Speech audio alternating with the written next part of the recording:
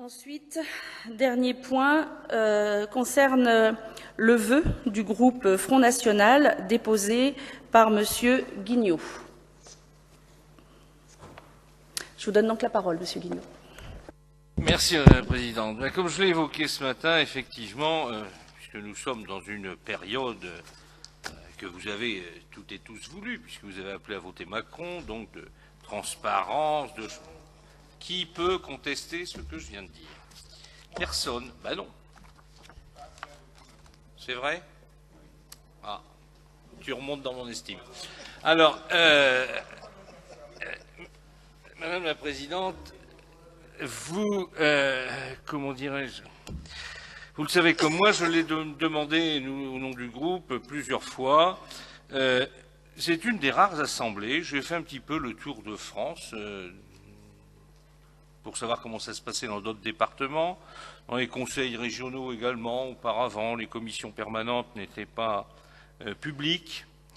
Ça avait été fait d'ailleurs à notre demande par Charles Bord. Ça avait été également acté par la gauche à l'époque, dans l'opposition.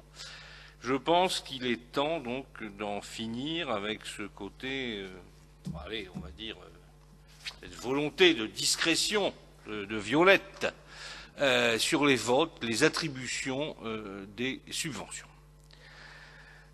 Nous sommes des élus responsables, libres de nos choix et de nos votes, et nous n'avons pas à nous cacher derrière notre petit doigt ou avoir honte de telle ou telle décision, qui parfois ne sont pas toujours faciles à prendre ou à exprimer, et nous en savons quelque chose. Mais je crois qu'effectivement, les temps doivent changer aussi de cette manière-là. C'est la raison, donc, d'ailleurs, du vœu. À l'heure où tout le monde s'accorde à dire que la transparence de la vie publique et du fonctionnement de nos collectivités est primordiale, le Conseil départemental continue de réunir sa commission permanente de manière secrète et presque clandestine, puisqu'elle n'est pas publique. Mais pire encore, d'ailleurs, lorsque l'on regarde les articles, et notamment l'article 44 du chapitre 6, qui interdit même la reproduction écrite de ce qui s'y dit. C'est totalement hallucinant.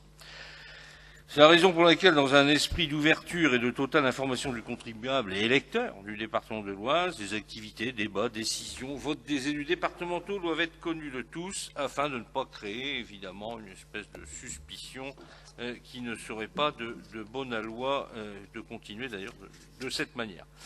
C'est pour ça que je demande, Madame la Présidente, ce vœu demande que le Conseil départemental que vous présidez à partir d'aujourd'hui, vous avez dit que vous alliez avoir une autre méthode, je vous offre donc là l'occasion de mettre votre nouvelle méthode en place, puisque je n'avais pas réussi à obtenir cela, nous n'avions pas réussi à obtenir ça de votre prédécesseur, qui d'ailleurs, je le dis, avait été soutenu par l'ensemble des autres groupes politiques dans le fait de vouloir faire perdurer ces commissions permanentes secrètes.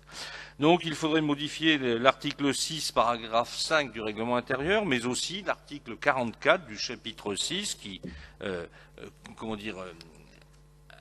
appuie encore un peu plus le précédent pour rendre public ces commissions permanentes de la même manière que l'est aujourd'hui la session. Tout le monde se tient bien. Il n'y a pas de raison que nous continuions à siéger de manière, c'est vrai, clandestine. Voilà, donc, Madame la Présidente, la balle est dans votre camp. Vous pouvez effectivement, permettez-moi juste pour préciser tout à fait ma pensée, l'article 44 fait 2 lignes, hein. Le procès-verbal des réunions ou parties de réunions au cours desquelles le Conseil départemental a délibéré à huis clos, rédigé à part et ne peut être ni imprimé ni publié, mais communiqué quand même aux conseillers départementaux qui en feront la demande. Ça relève quand même un peu de Moscou. Donc, ou peut-être d'ailleurs de Pékin, voilà. Mais ça n'est plus possible, Madame la Présidente, de continuer comme cela. Je pense que voilà, quoi, les réunions, l'article 6, c'est simple, ça tombe comme un coup près, les réunions ne sont pas publiques. Nous n'avons rien à cacher. vous n'avez rien à cacher. Comment dirais-je, les subventions pour les communes, dans mon canton, nous les publions toutes de manière à ce que ce soit transparent. Je ne vois pas pourquoi contribuables, électeurs, ne pourraient pas venir. Oh, et d'ailleurs, hormis les grands événements, il n'y a jamais la queue devant le conseil départemental pour venir voir ce qui s'y passe. Mais sur le principe, je pense que ce serait une bonne chose de commencer votre mandat, Madame la Présidente, en ouvrant, bien sûr, cette commission permanente